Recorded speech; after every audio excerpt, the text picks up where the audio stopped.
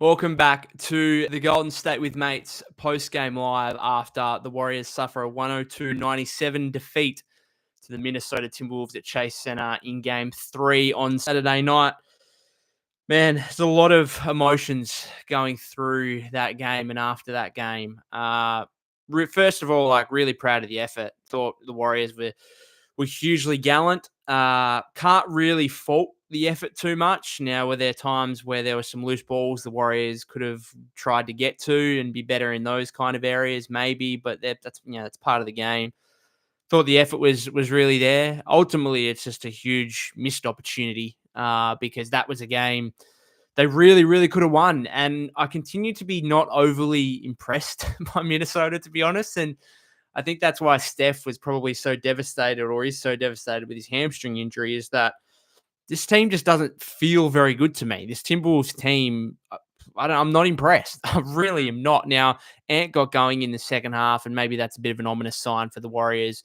Moving forward, the fact he had 26 of his 36 points in the second half, maybe he's found a rhythm now. Maybe, he can carry that forward in the series and might be curtains for the Warriors without Steph potentially, which, again, this is just a heartbreaking loss because you probably should have won that game. You're up 5, I think, early fourth quarter, and you just weren't able to execute offensively down the stretch, and we'll get into that. So really, really proud of the effort, really gallant performance from the Warriors, but ultimately a really big missed opportunity.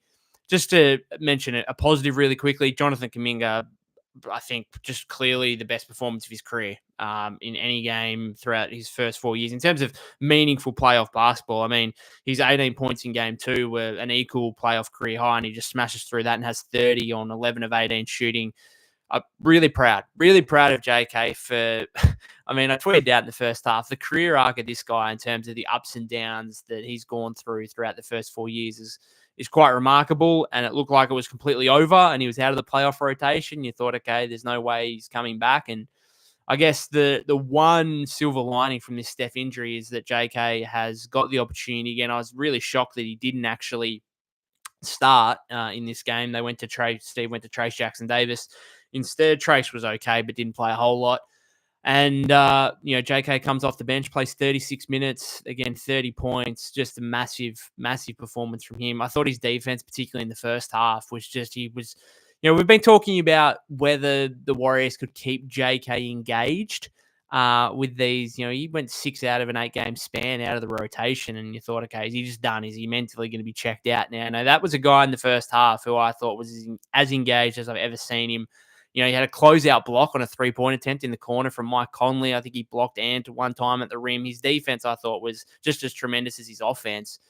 And so to be able to get that performance from him, for playoff Jimmy to kind of be activated, ran out of gas there late in the fourth quarter. Again, we'll get to it. To not take advantage and capitalize on 63 combined points from Jimmy and JK, it hurts. It hurts. And I wonder if that felt like their big punch. That felt like, okay, we need to get one more to try and at least force game 6, try and give Steph a chance back. And this was their real big, not knockout blow, obviously, but a real big haymaker. Try and land this one, okay? And they put themselves in a position to be able to do so, and ultimately didn't come up with it. So it's really disappointing. The other thing that is, and I think you guys, as I get into this, I think you guys that have watched or listened to me quite frequently over the course of this season and perhaps going back to last season as well. I'm pretty chill on some of the officiating. I don't think I like to necessarily point to the officiating as huge factors in the game unless it's blatantly obvious. And I just thought my biggest issue with the refereeing and officiating any sport is incredibly difficult. Don't get me wrong; it's not something I want to be doing. So I have sympathy for officials, right? But my biggest issue is when you actually get a chance to review the call, and I still think you get it wrong. And to me, Draymond's 4th foul in that third quarter was perhaps the difference in the game. And at that point, so Julius Randle drives. Draymond's moving his feet. And even if you want to say he was moving and not set, you can't extend your arm like that. To me, Julius Randle, and that's why I think the Warriors review is okay, even if Draymond's still moving, Julius Randle extends his arm out, right? You cannot do that. To me, that's an offensive foul.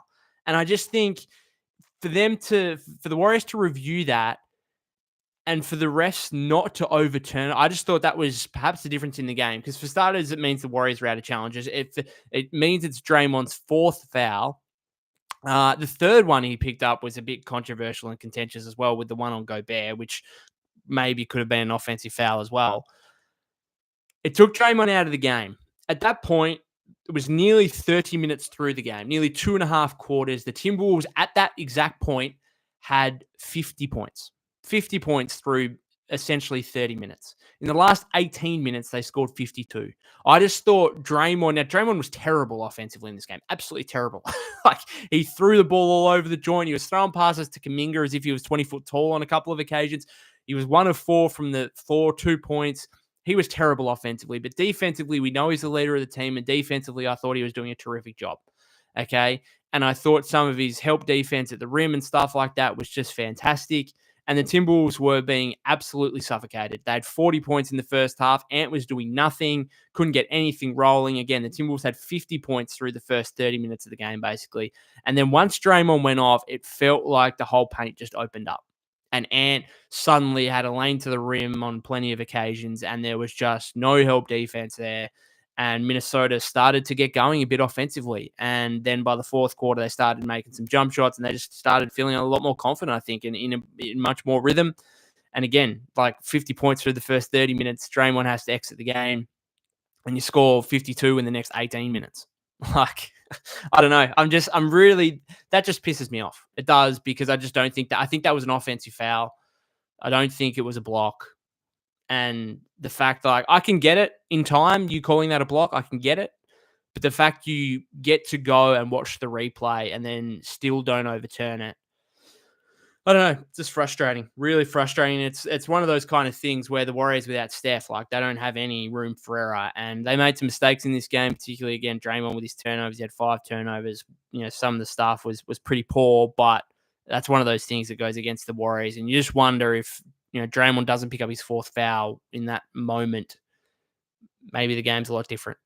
I don't know. The Warriors probably still could have won the game from there. I'm not saying the Warriors, they were absolutely gone by that point. Like, they were still up when Draymond picked up his 4th foul. But, there's that. And then he comes back, and then he has 2 more quick fouls in midway through the fourth quarter, has to exit the game with 4.5 minutes left. At that point, Minnesota's still only up 2. So the Warriors are still, in it.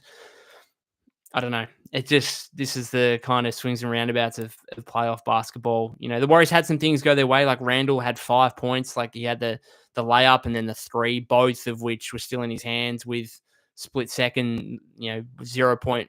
Well, they were both in his hands at the shot clock, but if there was an extra 0.2 on the shot clock, he's got them off, and that's an extra 5 points Minnesota could have got. But I don't know, the officiating on that Draymond 4th foul, I just thought was pretty poor. Anyway, I'm going to get into some of your guys' comments here.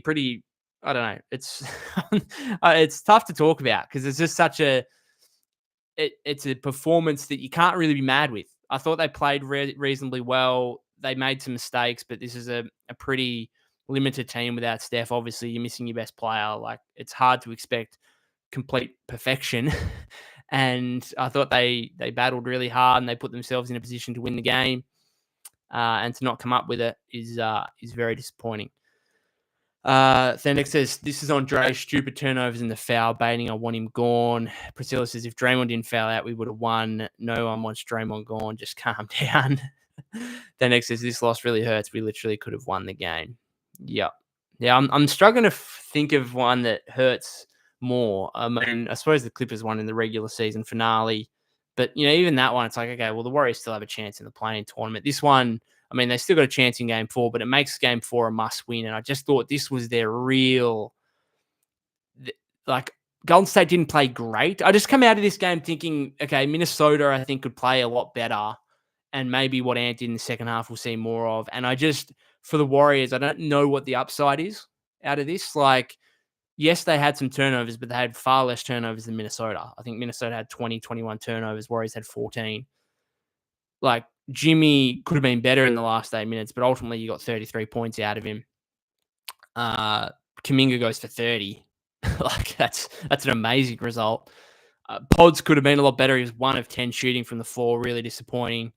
The final possession of the half pissed me off. The Warriors had kind of all the momentum up to, and then Pods could have given the ball to Jimmy to try and make a play on the final possession, and then just takes it himself and then comes up with like an air ball. Some of that stuff really annoys me when, he's clearly the third, when Steph's out there, he's clearly the third guy at best. And, now that if Kuminga's out there, he's still the third guy because the ball should be going through Butler or Kuminga. And, some of this stuff, there's a bit of over dribbling. I still think there's some over dribbling with Buddy Hield, although he had that sick cross on Dante and hit the 3, which was crazy. Kind of saw people on the timeline, man, like, who said Buddy Hield shouldn't dribble? That was a crazy play. And when, they started making some threes, like, got to remember, the Warriors did not make a single three-pointer in the first half and still had the lead. They only took 5 threes in the first half at all. So it was a very weird defensive-minded first half, but it suited the Warriors. It actually suited Golden State, I thought. And the guys on the broadcast kind of said it at halftime, like, this is the game the Warriors want to play in order to win. And it just felt like the game shifted when Draymond picked up his 4th foul, because then once Draymond's out, what the Warriors want to do defensively, they just can't, right? You don't have that combined IQ and physical presence that Draymond provides. Like, it's both. It's the IQ and the defensive smartness, I suppose, if that's a word. And it's also like some of the help defense stuff on Ant and, on some of these drives. Like, I don't know, like the help and recover stuff from Draymond. Again, I thought he was terrible offensively, but I just thought defensively he was really good through the first 2.5 quarters. That 4th foul really hurt. Thenix says JK needs to start the next game. He gets in the paint, played really well. I think really well is an understatement. I thought he was magnificent. I was so happy for him. I thought it was the best game of his career. It was weird, like, I don't know. I thought late in the game there wasn't, particularly in the last 2 or 3 minutes, there wasn't enough Jimmy. And maybe there was a bit too much Kuminga, but then he also hit 2 threes, which probably didn't really count in the final minute because Minnesota had already kind of gained control. But yeah, I just thought Kuminga was excellent. It's a real shame. Like, it's a real shame the Warriors lost this game, because if they'd won and Kuminga had that performance, you'd be like, wow, okay, this is really something. And that's the thing. I don't want the loss to take the shine away from his performance, but it kind of does a little bit. Like, if the Warriors had won that game and Kuminga was a huge part of it, then that'd be a huge talking point, not just among the Warrior fan base, but among the entire NBA fraternity, I suppose. And yeah, for the Warriors not to win, it kind of takes away a little bit from that, which is disappointing.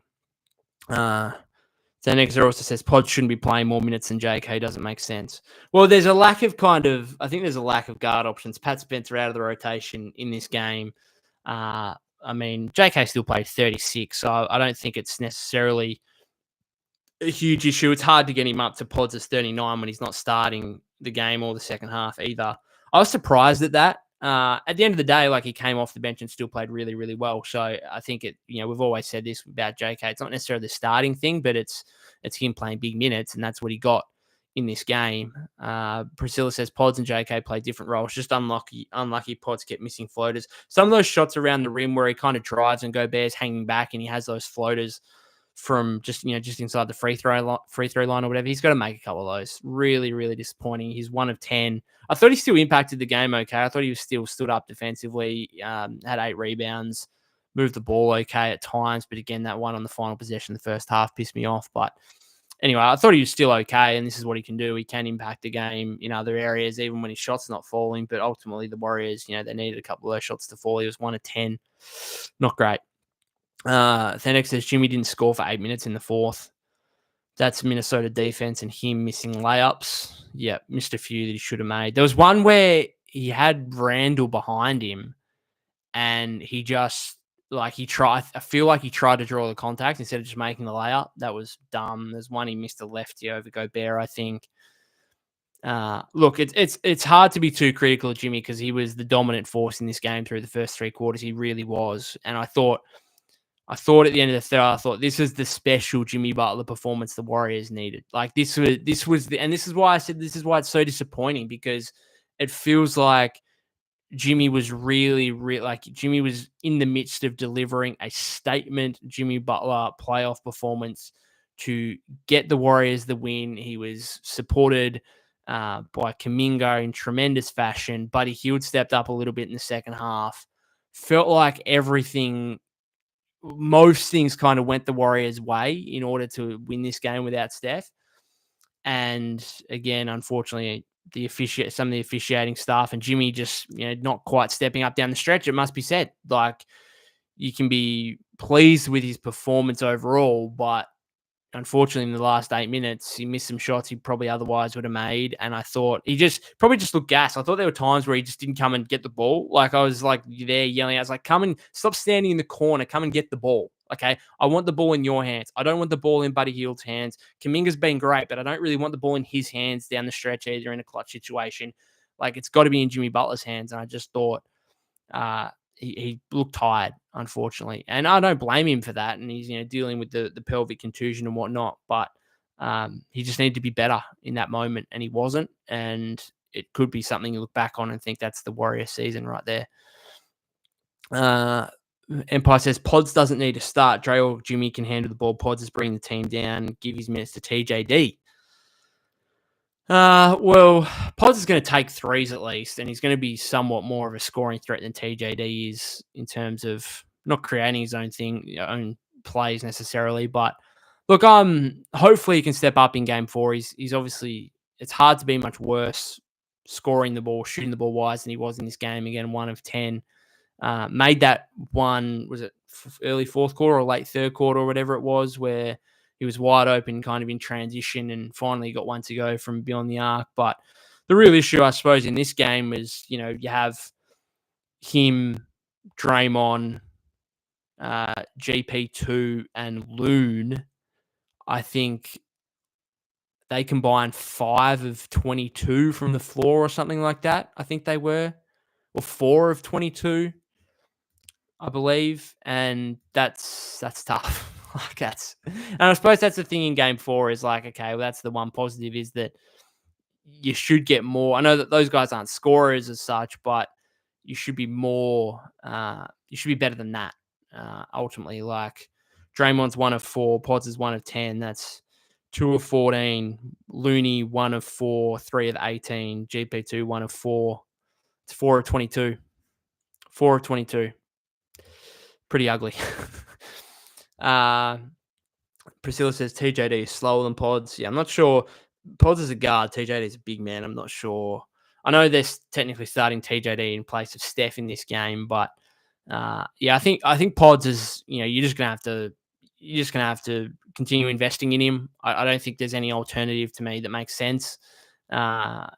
You just and it's not just investing about for this series and saying that, okay, if we just hopefully he can play through these mistakes and get better as the series progresses, but ultimately this is also a very big learning experience for him in the long term, and just hopefully making him a better player. And I know it's difficult to say when you're emphasizing the remaining prime of whatever Steph, Jimmy, and Draymond have got left, but part of this is going to be a huge development factor, and hopefully next postseason or whatever, that Pods is in a much better situation, a much better player to be able to perform in these moments. So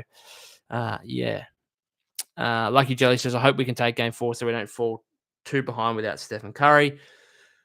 Yeah, well, I mean, he's not going to come back till game 6.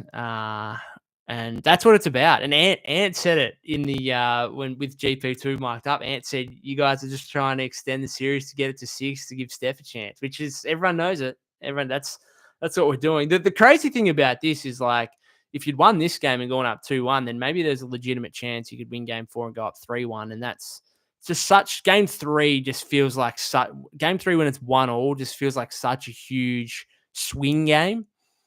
And, the Warriors got it against the Rockets and they got game 4 and they went up 3-1. And that was just obviously such a decisive advantage. Yes, the Rockets came back to force the game 7, but Golden State ultimately got it done. And I don't know. It just, I don't know how much optimism I have heading into game 4. I just thought they really fought hard for this one. Thought they just got some things that working in their favor. Again, Kuminga, the biggest one. Like, is Kuminga going to come out and have 30? Right? Is Jimmy going to come out and be much better than he was in this game? I don't know. Like, Ant doing what he did in the second half, being a young player, it kind of, that feels a little bit more sustainable. Randall, the Randall piece of it, maybe he can be a little bit worse from a Warrior perspective. Had a triple-double in this game. I don't know. I'm not overly impressed by Minnesota. I'm really not. And that's what makes this really frustrating is that you look at Steph getting injured. The Warriors, I think, could have easily won this series. And I don't want to say that in past tense as if, the series is already over, but I feel like the Warriors could have won. I feel like the Warriors could be definitely up 2-1 now if Steph didn't get injured, and maybe even 3-0. Like, who knows? And it's a real shame because then you look at the other series and Denver are 2-1 up on OKC, and you're like, okay, OKC won 68 games or whatever in the 64 games, whatever it was. Was it 68? Whatever. However many games they won, it was a bloody crap ton in the regular season. But are they actually that good? They might be gettable as well. So all of a sudden, like, there's a legit pathway to get through to the NBA Finals. And then even in the East, I know Boston won today, but they're 2-1 down on the Knicks, and the Cavs are 2-1 down on the Pacers. And it just feels like it's really, really open right now. And I just think that's part of the devastation for Steph is that he actually would look around the league. Like, we know how smart he is. We know how much he, looks at other series and other players and stuff like that. And I think he would probably look at this and think to himself, hey, if I didn't get injured, there's a legit pathway to winning another championship here. It sounds wild. Like, that this team, who I think is a fundamentally, like, it's a flawed roster, right? I think the roster's flawed. I don't think they're necessarily a championship team, but the way the cookie's crumbling a little bit, the way the pieces are falling into place, it feels like they could almost steal one. Like, it feels like almost like 2022, where it's like that team maybe didn't feel necessarily like a championship team either. But again, like, things just fell into place and they played well when they needed to. It kind of feels the same again. And that's what makes this really, really disappointing is that I don't think Minnesota are that good. The league's kind of opening up a little bit, and Steph's just got injured at the worst possible time. Lucky Jelly says, I did like Jonathan Kuminga today. He's getting his confidence back. We got his confidence back in game 2, and this was just an extension of that. Easily the biggest positive from the game. And again, it's kind of really disappointing that you've got to talk about his positive performance while also kind of mentioning, well, the Warriors lost the game. Like, it's hard to be too positive on anything when the Warriors ultimately lost, if that makes sense. Then Nick says, Lakers made the Wolves look really good, but if we had Steph, we are winning in 5. Mr. MRA Space lost the 5-point lead in the fourth and was outscored by 9 in the fourth. I blame it on cursed substitutions.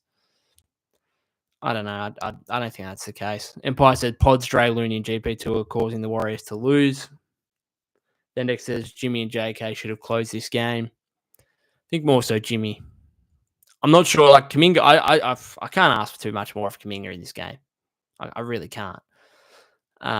Empire says closing and starting lineup should be Buddy, JK, Jimmy, Green, and TJD.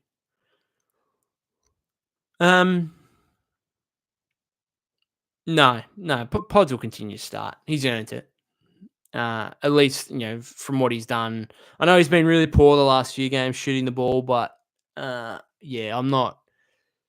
At least he will take threes. I mean, you can make the argument. I get it, but I think Pods is it's just one of those things you're going to have to continue pushing through him, I think.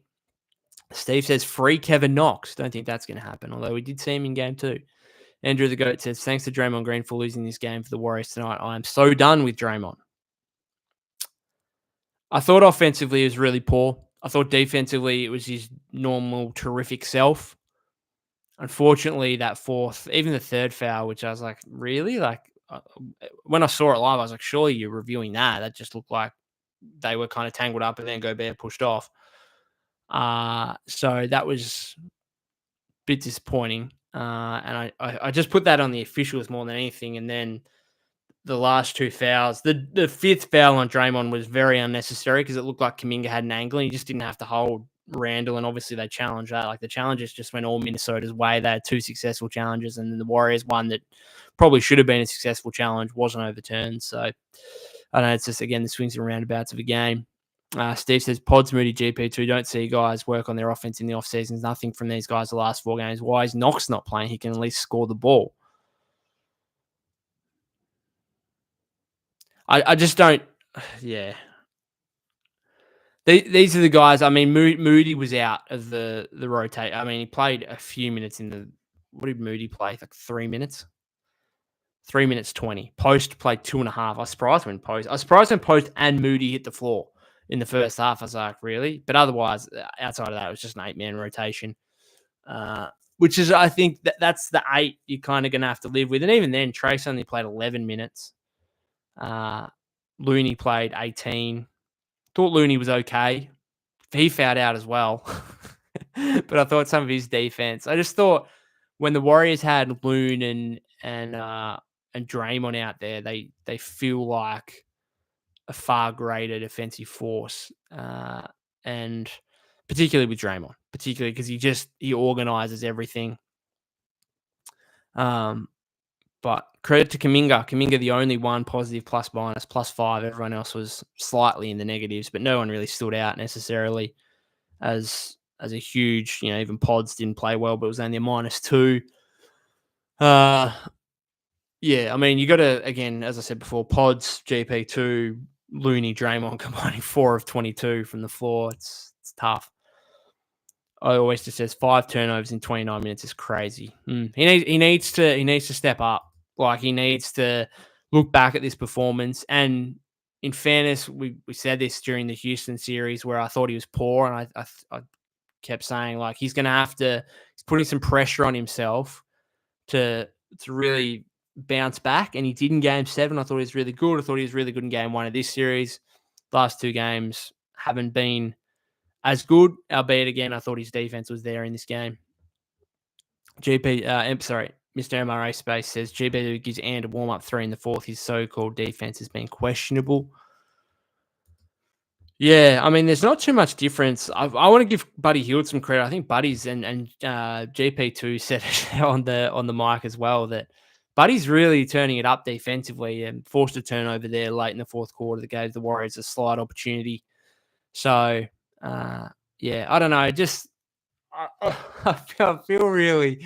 I don't mean for this to be kind of a down episode, but it kind of is. It's like it's probably the most heartbroken I've been, I think, after a game for a while, because I'm not disappointed in the team. I thought they gave a real big effort.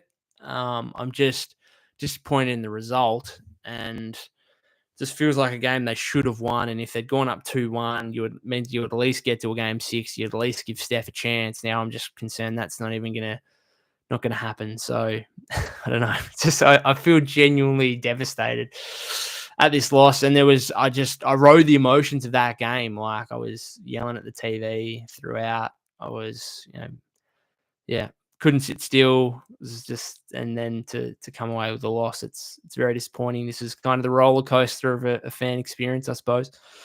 I mean, he says, sit that Pods guy down. All he does is bricklaying. More Spencer, less Podbricksky.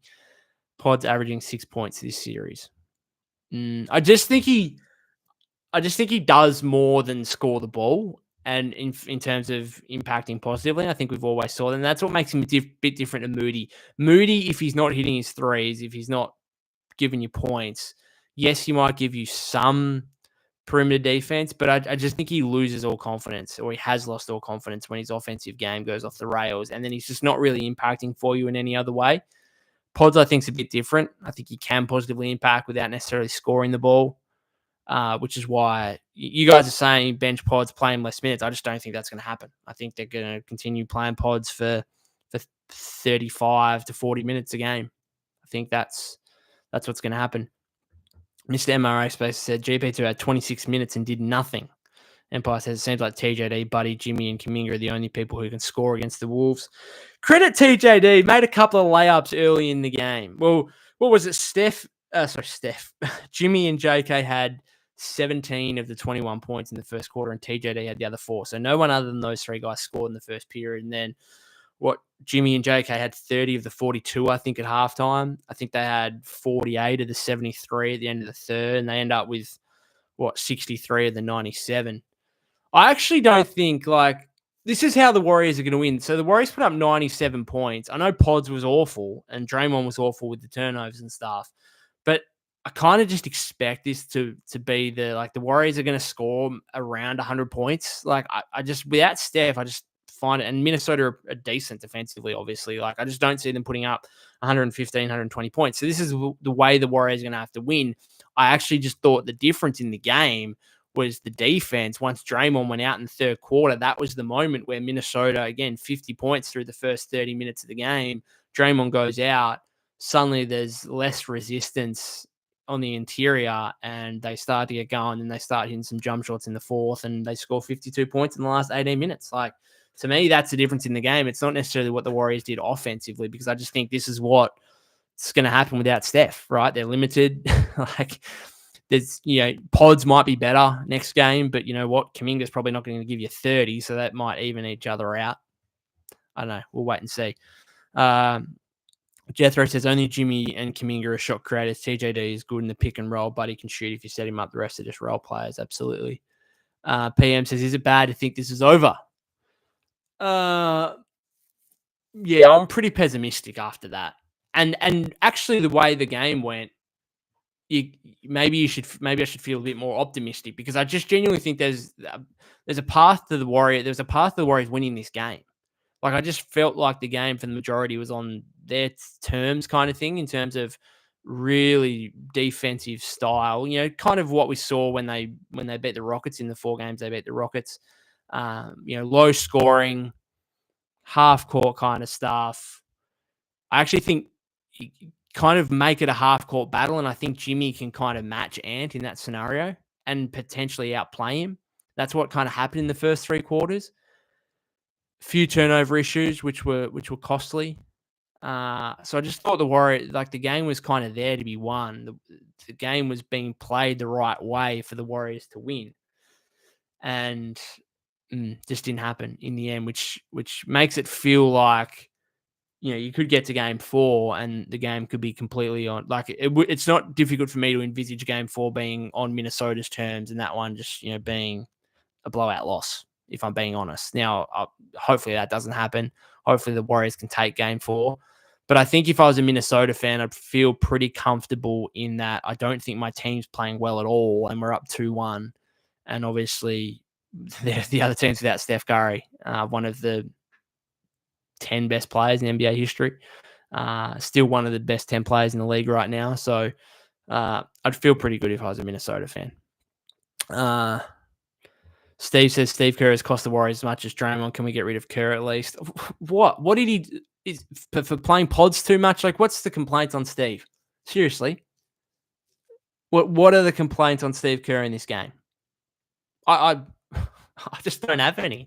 I just thought the lineups were right. The right guys played. I don't know. I'm just confused about the Steve Kerr hating in this game. There are times where he makes mistakes, as the players do, that you can criticize. I just don't know what they were in this game. Please let me know, though. Empire says, I knew Ant would dunk on someone this series. I just thought it would be Post instead of Looney. That was a huge dunk in the third quarter. Then it says, Looney's been bad for 3 straight years. I actually thought he was okay in this game. I really thought he was okay in this game. I don't know. Yeah. You could look for an upgrade over Loon in the off season. Certainly. When you say he's been bad for 3 straight years, going back to the 2023 playoffs, so 2 straight years, because 3 straight years would be going back to the championship season. And what, are we just going to eliminate what he did to Sabonis in the first round of the 2023 playoffs? F2P says, I'm happy for JK, as am I. I'm just disappointed it ended in defeat, because then we'd be really talking about JK. Then next to 16 points off turnovers to the Wolves. F2P says, the Kerr infatuation for Pods needs to be studied. I don't think we can win this series with Pods playing heavy minutes and Looney playing minutes over TJD. Look at the guys coming off the bench and tell me who like, who do you want to play more over Pods? So GP2 plays 26, and as people have said before, didn't do much. So I'm not sure he should be getting more minutes. Post, don't think so. Kuminga played 36. So even if you give him an extra 4 and you're giving him 40 as opposed to Pod's getting 40 and Pods gets 36 instead of Kuminga getting 36. Looney plays 18, different players. You want to play Moody over him right now? Like, what's Buddy plays 32-20? Do you want Buddy to be up near closer to 40 minutes? I just don't know what the answer is right now. Like, if Steph was here and Pods was playing like he is, sure, absolutely. I'm all for, okay, cut Pods down to like 25 minutes or something like that, 20, 25 minutes, or just see how the game is panning out. But without Steph, I don't know. I don't know how Pods can play less. Right? I don't know. FTP also says TJD is a better scorer and a better defender than Looney, but Kerr gonna Kerr. Is he a better defender? Is Trace Jackson-Davis a better defender than Kevon Looney? I'm not convinced about that. Better scorer, yes. More athletic. I'm not sure he's a better defender. Then next says our defense has been impressive. We just suck on offense during some stretches of games. Absolutely. Virgin Fitness, miss bunnies. Why don't you folks discuss miss layups, 3-4, gimme shots, and miss putbacks? I mean, this team's been really bad at the rim for the entire season, so let's not be surprised. Right. It does hurt. Absolutely. I think Looney went 1 of 4, and I think that came from one possession where he missed a couple of putback opportunities. Yeah. But, even Jimmy missed some around the rim in this game. He was 12 of 26 from the floor. Maybe Jimmy can be better. And that kind of performance that we saw is sustainable. He can do that again and potentially be better. Obviously, particularly in the last 8 minutes, he can be better. Steve said, no knocks and more Pods, series over equals Steph Knight. Virgin Fitness says, if you did this in men's league ball, you got to make the bunnies.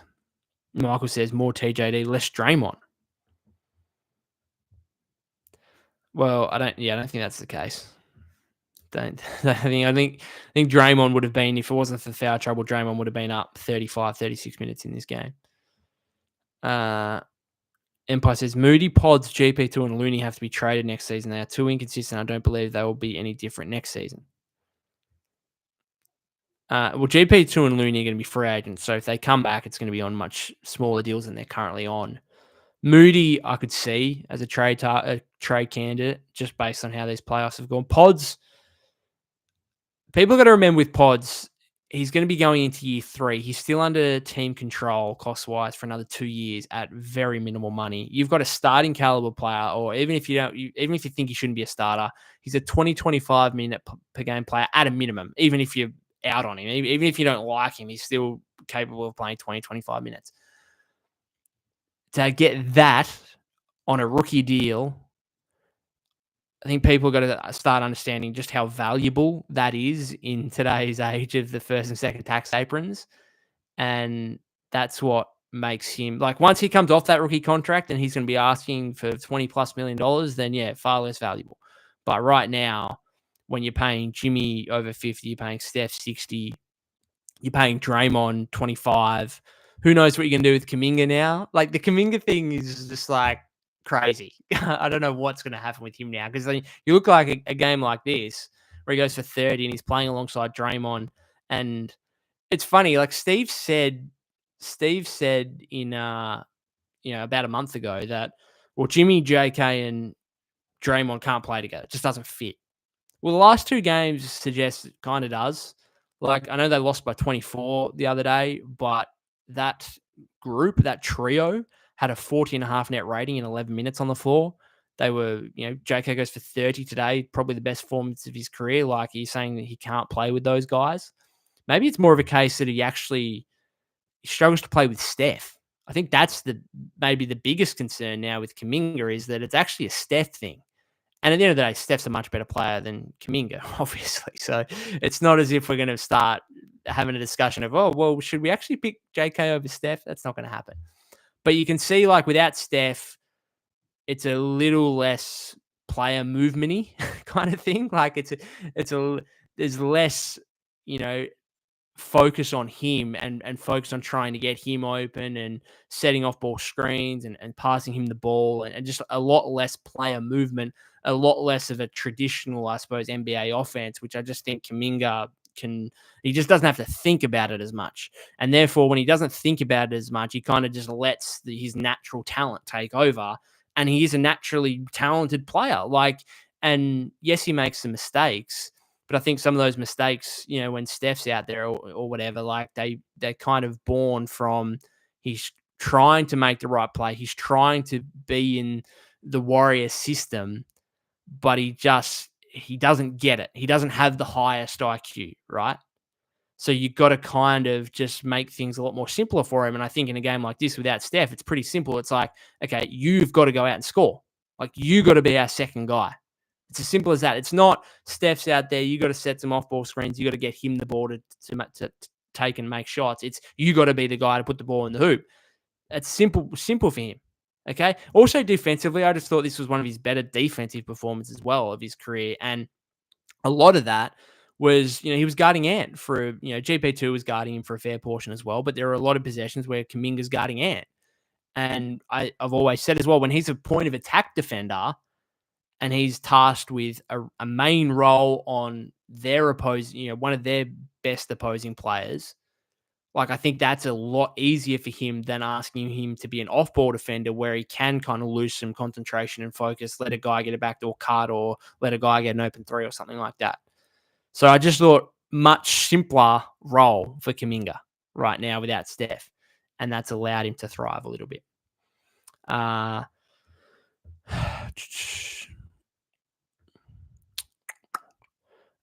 PM says, bring my boy Post back again. Stop playing GP2. Michael says, Draymond 2 straight garbage games. F2P says, yeah, Jimmy missed 4 easy layups. No complaints for Kerr. GP2 pods loony. Okay, so those guys played bad, right? I'm not sure how that's on Steve when who else are you playing instead, right? I'm sorry, the Kevin Knox stuff, I don't want to hear.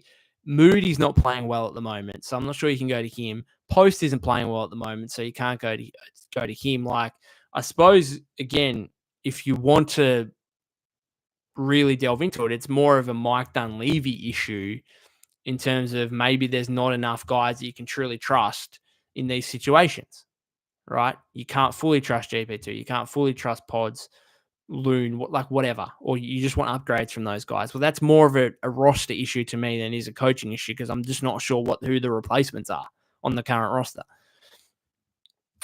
Steve says Steph needs to play game 4. There'll be no game 6. We all know it. Kerr should be blamed. Kuminga should have been in rhythm a long time ago. He'd been given the same opportunity as Pods.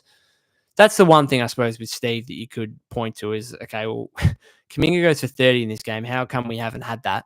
Or how come we haven't got anything out of him through the first round series against the Rockets and then through obviously the playing game and the regular season finale? That's a problem. Okay, that's a Steve Kerr thing. Happy to criticize him on that one. Absolutely. Some of the other stuff, less so. Steve also says, free Kevin Knox. Why did we sign him for? Certainly not to warm the bench. Could have gone with another big if that was the case. Kerr has too much input on the roster building. F2P says, Looney couldn't stop Randall nor Ant. TJD stopped Randall and Ant many times and rim protector. So, yes, better defense by miles. Looney looks like a cardboard cutout when Ant drives. I think I think we might agree to disagree on that one. I think Steve thinks that Looney is more trustworthy on the defensive end than TJD is. And I suppose that would be shown in the minutes. I mean, he says Warriors could have had LaMelo Ball instead of James Wiseman. I'd prefer Hallie. I'd prefer Tyrese Halliburton. He went pick 11 in that draft. The Warriors seemed to have a little bit of interest in him, but obviously didn't want to pick him that high at number 2. Because I'm not sure LaMelo is like a winning player necessarily. Now, maybe that's easier to say when he's on Charlotte, and Charlotte is just a mess. So it's hard for anyone to be a winning player in that system. But I think Halliburton's the guy that you look at that and you think he'd probably be a perfect fit in the Warrior system, Warrior team. Then next to Steph won't play game 4. We can't rush a hamstring. Who remembers the James Harden hamstring? He hasn't been the same since that. Yeah, he's not playing game 4. He's already been out or evaluated in a week, which is past game 4. It's like the day of game 5. He's not going to play game 5 either. It's game 6 at the absolute earliest, and I'd be surprised. Like he'd be rushing back for game 6. Let's put it that way. Jarman says, so should JK have been the 8th man off the bench?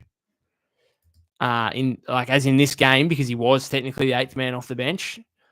So he was the 8th in terms of the 8th man off the bench. He was the 8th guy to enter the game, but I don't really see it like that because the guy played 36 minutes, right? So he played the 3rd most minutes on the team. So I'm not really seeing him as the 8th guy off the bench necessarily. The DR8993 says the whole reason the Warriors got Jimmy was to have a second star next to Steph and to slot everyone else in their proper roles. Steph goes out and now everyone's roles are effed up again like before the trade. Yeah, I think I made that point after game 2. Joe says JK just needs to lead this team at this point. He makes mistakes because he's not free to play his game. It's not an IQ thing. It's playing his natural instincts. I agree with that. I'm not sure if he needs to leave the team. I'm just so conflicted on Kuminga in terms of why, and the Warriors would be like, if you're the Warriors, if you Mike Dunleavy, you're just like thinking to yourself over the last few weeks, well, I'm just not paying Kuminga more than $20 million a season. I'm just not doing it. If he gets an offer sheet more than that, I'm letting him walk. And then you see a game like tonight and be like, how can I let this guy who just went for 30 in a playoff game walk as a restricted free agent? I just can't. I'm just going to have to match anything that they offer him. What do you do? Like, it's a compelling case, and I don't know. It could go any which way, and that's the problem. Is we've got to the end of the 4th year, and we still don't know. Like, this could just be a flash in the pan game. The Warriors could sign him to 25 mil, and in 6 months or 12 months' time, it could look like an absolute disastrous deal, and it could look like he's not worth that because, again, he's on the bench and he's playing 15 to 20 minutes a game max. The other thing is you could let him walk and he goes to another team, and what we saw in this game is just what he consistently does for another team, and he becomes a 25-point per game scorer, and then you look like an absolute idiot. Right. So I don't know. This is it's almost why I think they probably have to re-sign him, or at the very least, they have to get pretty good value back in a sign and trade. But man, it's confusing. Empire says, I think Kerr has to start JK next game. We're going to need first quarter scoring. Only scoring 21 in the first is part of the reason we lost. Yeah, possibly. Jummy says JK. Sorry, you already said that. Pod's kind of trash though. Lol. Mr. MRA space. Pod, GP2 and Looney combined to play 83 minutes and 11 points. That's on Kerr. I hope you're being sarcastic. I actually hope you're being sarcastic. How is them playing 83 minutes and having 11 points on Kerr? Because who are playing those 83 minutes? Like, legitimately. Who are playing those 83 minutes? I don't want to hear... I'm sorry, guys. I just don't want to hear Kevin Knox. Okay. Post, Moody. Who's playing? Pat Spencer? Gee? I don't know. Lucky Jelly says, oh yeah, I forgot about Wiseman. He was one of the biggest busts as a second pick. We missed out on so much talent that could have been helpful in today's game.